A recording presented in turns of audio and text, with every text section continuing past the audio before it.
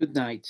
Today I'm going to explain three important approaches which I consider when in teaching. One of them is called the oral approach and situational language teaching. The second one is the total physical response, TPR. And finally, the audiolingual method, ALM. The oral approach and situational language teaching.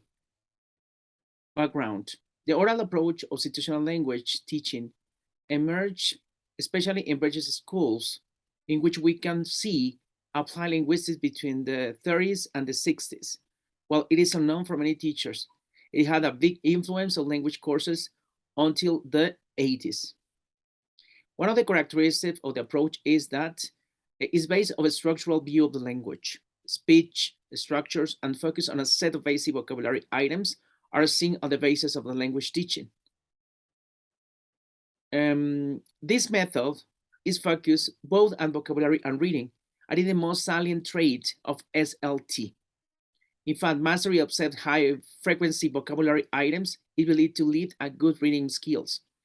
As analysis of the English and classification is a prominent grammatical structure into sentence pattern, also called situational tables, is believed to help learners to understand grammatical rules. One of the advantages that we can see here is that it's attractive to many teachers who still believe in the structural practice of language. So in certain way, this approach continue used recently and emphasizes of practice and attractive support among the language teachers. The total physical response. Okay, we can see it here that was created by Dr. James J. Asher. It is based upon the way the children learn the mother tongue. You know that commonly parents and kids continue having certain special vocabulary or certain kind of conversation. And that's the way that this works. One of the characteristics of this is like in the classroom, the teacher plays the role of parent. She starts by saying a word or a phrase and demonstrating an action. So the teacher says the command and the students all do the action. TPR can be used to teach and practice vocabulary connected with actions, tenses, classroom language, imperative instructions, and storytelling too.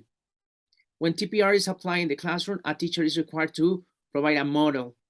Okay, and we can identify three vital features. Grasping the spoken language must come prior to speaking. Comprehension is developed through body movement. And finally, the period of listening period helps learners to be ready to speak. One of the advantages here is that promotes learners understand target language and aid in a long-term retention in a stress-free approach. The audiolingual method, ALM. Background, this was created during the Second World War, when it became known as the Army method. It's so called the oral approach. It's based on the structural view language and the behaviorism theory of language learning. It's a method commonly used by teaching foreign languages in which emphasizing two skills, listening and speaking before reading and writing.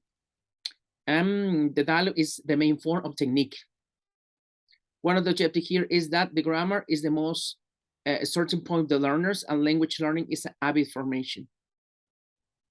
The type of topics that we can find here are dialogues, repetition of models, realims, key structure, focus and correction imitation. Not only learners are expected to produce correct outputs and correct grammar.